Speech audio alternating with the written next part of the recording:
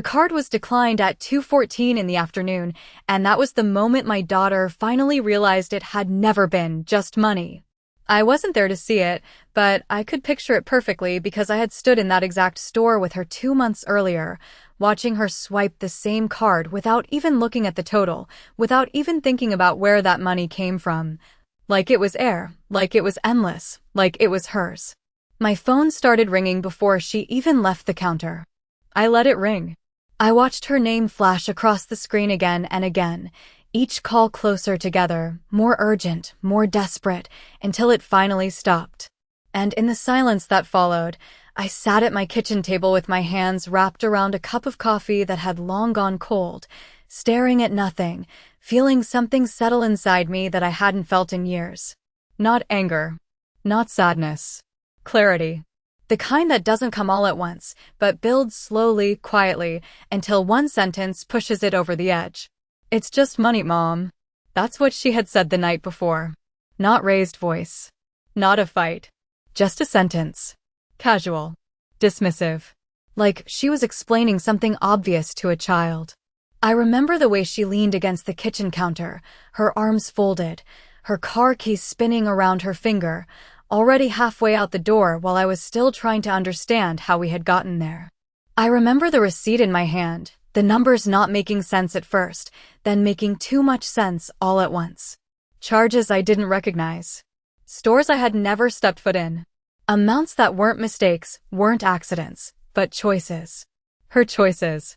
"Emily," I had said, my voice quieter than I expected, steadier than I felt. "Did you use the account again?" She didn't even hesitate. "Yeah. I needed to cover a few things. I was going to tell you." Like that made it better. Like intention erased action. I nodded slowly, still looking at the paper in my hand, still trying to connect the girl I raised to the woman standing in front of me. "You've already used more than we talked about." She exhaled sharply, like I was the one being unreasonable. "Mom, you have plenty. It's not a big deal." That was the moment something shifted. Not because of the money. Not even because of the lie. But because of the way she said it. Like my life's work could be reduced to a number. Like the years I spent saving, sacrificing, choosing stability over comfort, choosing her over everything else, could be dismissed with a single sentence. "It's just money." I didn't argue. I didn't raise my voice. I didn't remind her of the nights I worked late, or the vacations I never took, or the second job I picked up just so she could go to college without debt. I just stood there, holding that receipt, feeling the weight of it in my hands. Because it wasn't paper. It was proof. Proof that somewhere along the way, she had stopped seeing me as a person and started seeing me as a resource. And that was the moment I knew I wasn't going to fight her. I was going to show her. By the time the sun came up the next morning, everything they depended on was already out of their reach, but they did not know it yet, not until the first card failed, not until the first automatic payment bounced, not until reality replaced assumption.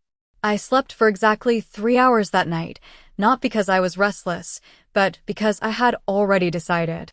There is a difference between losing sleep over something and being done with it, and for the first time in a long time, I was done.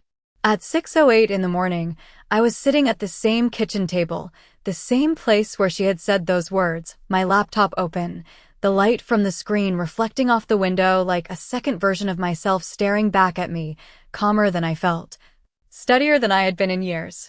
I logged into every account we shared, every line of access I had once given freely, every small decision that had slowly turned into something much larger than I ever intended. It did not happen all at once. It never does. First it was a gas card for emergencies, then help with a down payment, then adding her name to the checking account so she could manage things more easily, and somewhere along the way, I stopped being the owner and became the backup plan. I could see it clearly now, line by line, transaction by transaction, a quiet pattern I had ignored because I wanted to believe trust still meant something. At 6:32, I called the bank. The same branch I had used for over 25 years. The same manager who had once congratulated me when I paid off my mortgage early. His voice was warm at first, familiar, until he heard the tone in mine. I did not explain everything. I did not need to. I simply said, I need to remove all joint access from my accounts and close every line connected to them. There was a pause on the other end, just long enough to understand that this was not a routine request. Are you sure you want to proceed with that this morning? He asked carefully. I looked down at my hands, steady now, no shaking, no hesitation. Yes, I said. I am sure. The process took less than 40 minutes. 40 minutes to undo years of access, years of assumption, years of quiet overstepping that I had allowed because I thought it meant we were close. At 7:18, it was done. Every joint account closed. Every credit line revoked. Every automatic transfer canceled. The funds moved into a new account under my name alone, protected, separate, final. I sat there for a moment after the call ended, listening to the silence in the house, the kind of silence that feels different when something has shifted for good. I did not feel powerful. I did not feel vindictive. I felt clear. Around 9 o'clock, my phone buzzed with a notification from the bank confirming the changes. By 2:14 in the afternoon, my phone started ringing. I let it ring. I used to believe that if you gave enough, loved enough, sacrificed enough, it would come back to you in the form of respect, not gratitude, just basic respect, the kind that does not need to be spoken out loud, the kind that shows up in how someone treats what you have built. That belief did not disappear overnight. It took years to fade, years of small moments that I explained away because I did not want to see what they added up to. I raised Emily on my own after her father left when she was 8 years old, and I still remember the exact night she asked me if it was because of something she had done, the way she stood in the hallway holding her favorite blanket, waiting for an answer I did not have. I told her no. I told her it was not her fault. And from that moment on, I made a promise to myself that she would never feel abandoned again, not financially, not emotionally, not in any way I could control. I worked full-time as a school administrator for over 30 years, sometimes picking up extra hours during the summer, sometimes staying late just to make sure everything was done right, not because anyone asked me to, but because I needed stability. I needed certainty. I needed to build something that could not be taken away easily. I did not spend money on vacations. I did not upgrade my car every few years. I did not chase comfort. I chose consistency. Every dollar had a purpose, every account had a reason, every decision was made with the future in mind, her future. When she got into college, I remember sitting in my car in the parking lot with the acceptance letter in my hands, crying not because it was expensive, but because I knew I could make it work. I paid her tuition. I helped with her first apartment.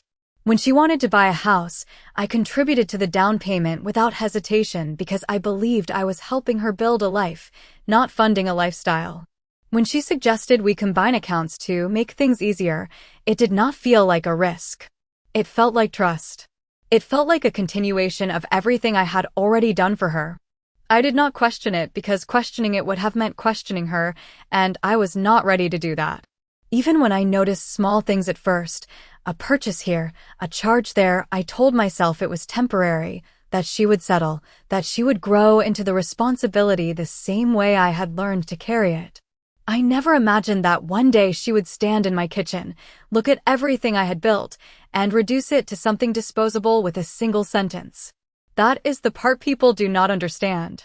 It was never about the money. It was about what the money represented. It was years of saying no to myself so I could say yes to her. It was security, independence, dignity. And when she dismissed it, she was not just dismissing numbers on a statement. She was dismissing me. That is why I did not react the way she expected. That is why I did not argue. Because by the time she said those words, I was already starting to see the truth I had been avoiding for years. The account was never supposed to become a symbol, but that is exactly what it turned into over time. Something quiet at first, something practical, something I convinced myself was just another way of helping, until it slowly became the center of everything I refused to question.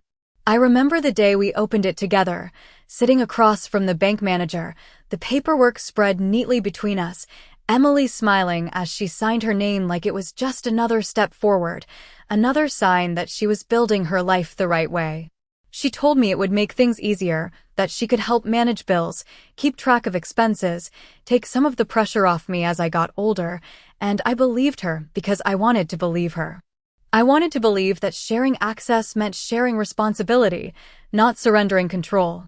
At first, it was exactly what she said it would be. Small things.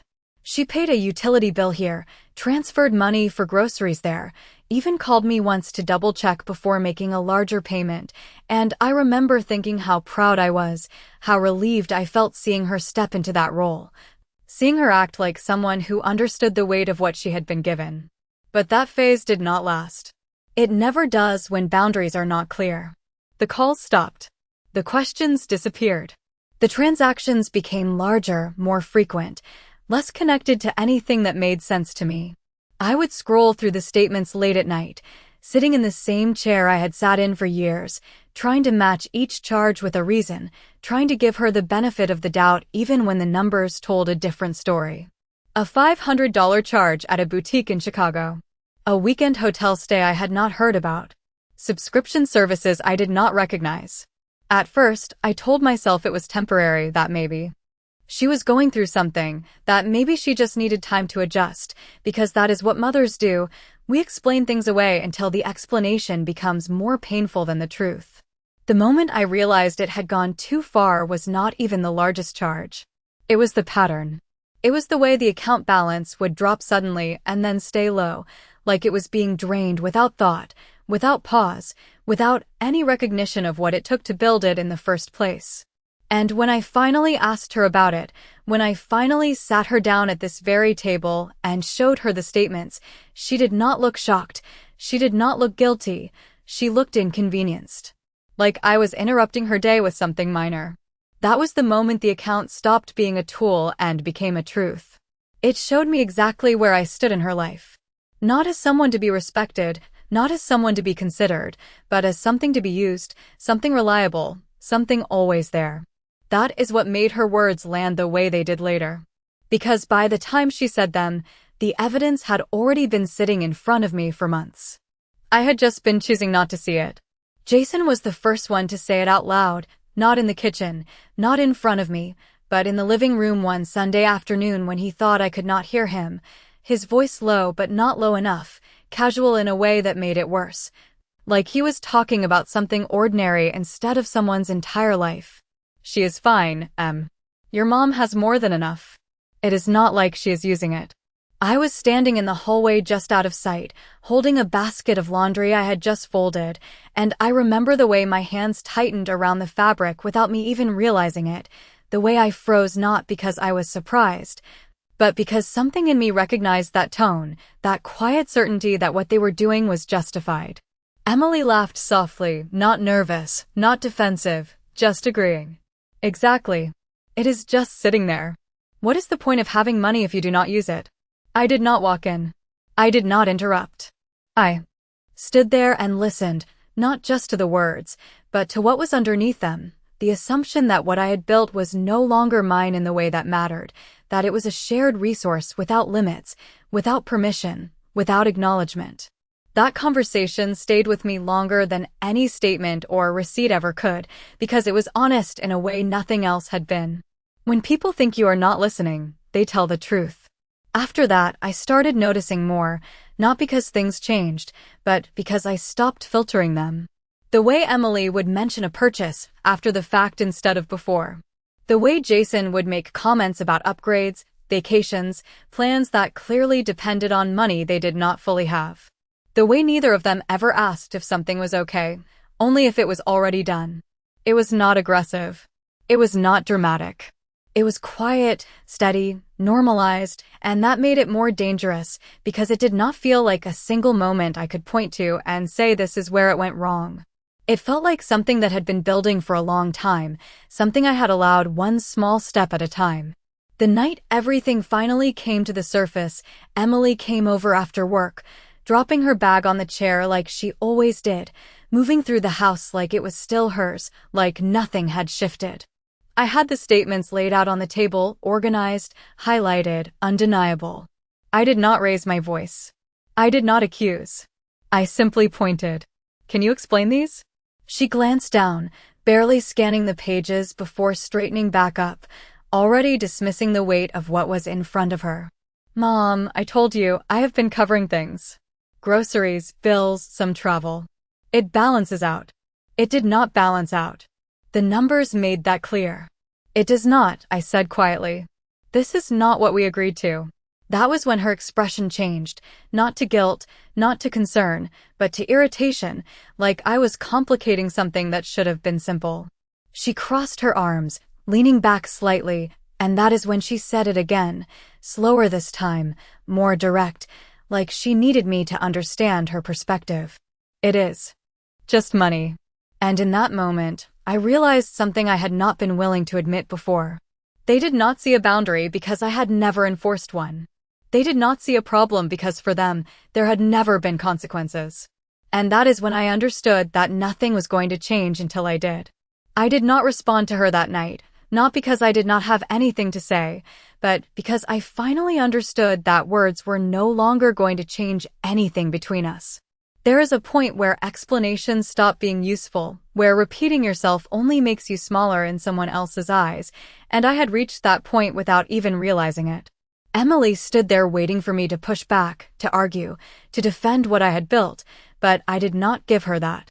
I simply gathered the statements from the table, stacked them neatly, and set them aside like they no longer mattered, even though they had mattered more than anything just minutes before. "I see," I said, and my voice did not shake. That was the part that surprised me the most. Not the situation, not the realization, but the calm. She hesitated for a second, like she was expecting more, like she needed resistance to justify her position, but when it did not come, she picked up her bag and moved toward the door. "I have to go," she said, already shifting back into her routine, already leaving the conversation behind like it was nothing more than a minor inconvenience. I nodded. I did not walk her out. I did not ask her to stay. I listened to the door close, the sound echoing through the house in a way it never had before, and I stood there in the silence that followed, not feeling abandoned, not feeling angry, but feeling something much clearer than either of those. Finished. That night, I moved through the house differently. I turned off lights I had left on for years, closed doors I had kept open, sat in rooms I had not really noticed in a long time. Everything felt sharper, more defined, like I was seeing my own life without the layer of assumption I had been carrying for so long. I went into the living room and sat in the chair by the window, the one I used to sit in when Emily was younger, waiting for her to come home from school, listening for the sound of her footsteps, always ready to help, always ready to give. I realized then that I had never really stopped sitting in that chair, not physically, but emotionally. I had been waiting for her to need me in the same way, to respect what I gave the way she once did, and that expectation had quietly shaped every decision I made, including the ones that had led me here. Around midnight, I walked back into the kitchen and picked up my phone. I did not scroll. I did not hesitate. I opened my contacts and found the number I had not needed to use in years. The bank. My finger hovered over the screen for a moment, not because I was unsure, but because I understood what it meant. This was not a reaction. This was a decision. And once it was made, there would be no going back to the version of things I had been holding onto. I pressed call. It went a voicemail at that hour, of course, but that did not matter. The action had already begun. I left a simple message requesting a call first thing in the morning, my voice steady, my words clear, no explanation beyond what was necessary. Then I set the phone down and turned off the light. As I walked upstairs, I did not feel like I was losing something. I felt like I was finally taking something back. The call came in at 8:12 the next morning, right on time, just like I expected, and I answered it on the first ring, already sitting at the table with everything in front of me, not because I needed it anymore, but because I wanted to remember exactly what had brought me to this point. "Good morning, Margaret," the bank manager said, his voice steady, professional, familiar in a way that grounded the moment. "I received your message. How can I help you today?" I did not hesitate. "I need to remove all shared access from my accounts and close every joint line connected to them," I said, the words coming out clean, without emotion, without explanation. There was a brief pause on the other end, Not long, but long enough to acknowledge that what I was asking for was not small. All of them, he asked carefully. I looked down at the list in front of me, each account number, each connection, each point of access I had once allowed without question. All of them, I repeated. The process began immediately, step by step, each confirmation requiring my approval, each action reinforcing that this was real, that this was happening, that I was no longer standing still waiting for something to change on its own. He explained each part as we moved through it, the closure of the joint checking account, the cancellation of the linked credit cards, the removal of authorized users, the transfer of funds into a new account solely under my name. I listened, responded when needed, but mostly I just followed the rhythm of it, the quiet efficiency of undoing something that had taken years to build in the wrong direction. At one point, he paused again. Margaret, I just want to confirm, once these accounts are closed, access will be fully revoked immediately. Any pending transactions may be declined. Are you prepared for that? I did not look away from the table, from the lines and numbers that had once felt like security, but had slowly turned into something else entirely. Yes, I said. I am prepared. The final confirmation came at 9:03. Everything has been processed, he said. Your new account is active, and all prior shared access has been removed. Just like that, it was done. No argument. No confrontation. No scene. Just a series of decisions executed in less than an hour. After the call ended, I sat there for a moment, not moving, not rushing to do anything else, just letting the silence settle again. Different this time, not heavy, not uncertain, but steady. I walked to the window and looked out at the street, the same view I had seen every morning for years, but it felt different now, like something had shifted that I could not undo, and for once, I did not want to. Around noon, I made myself a simple lunch, something I had not done in a long time without multitasking, without thinking about someone else's schedule, someone else's needs. I sat down and ate slowly, not checking my phone, not anticipating anything, just existing in a way. That felt unfamiliar, but right. Then, at exactly 2:14 in the afternoon, my phone lit up. Emily. I watched it ring once, twice, 3 times. I did not answer. A minute later, it rang again. Then again. And with each call, I knew the realization was spreading on the other side, not all at once, but piece by piece, as every card failed, as every payment stopped, as every assumption she had built her life on began to collapse quietly, just like I had rebuilt mine. By the 4th call, I already knew it was not just confusion anymore, it was panic, the kind that builds when something you assumed was permanent suddenly disappears without warning. I let the phone ring until it stopped again, then placed it face down on the table and walked into the living room, not to avoid it, but because I no longer felt the need to respond on anyone else's timeline. 10 minutes passed. Then 20. Then the first voicemail came through. Her voice was tight, controlled, trying to sound calm, but failing in small ways, in the way she spoke too quickly, in the way she repeated herself. Mom, something is wrong with the card. I am at the store and it is not going through. Can you call me back? I did not move. I did not reach for the phone. I sat there, listening to the silence return after her message ended, and for the first time, I let her sit in the uncertainty I had been carrying for months. The second voicemail came shortly after, no attempt at calm this time. Mom, I tried the other account too. It is not working either. Did the bank freeze something? I need you to call me right now. I could picture it clearly, the shift from inconvenience to concern, the moment when something stops being a minor issue and starts feeling like a problem that cannot be ignored. By the third message, the tone changed again. Less demand. More urgency. Mom, please. I do not know what is going on. Jason is here and we cannot access anything. Did you change something? That was the moment the question finally became the right one. Not what happened, but who made it happen. I stood up then, not because I felt pressured, but because I had decided it was time. I picked up the phone, scrolled through the missed calls, and pressed her name. She answered before the first ring finished, her voice rushing in before I could say anything. Mom, what is going on? None of the accounts are working.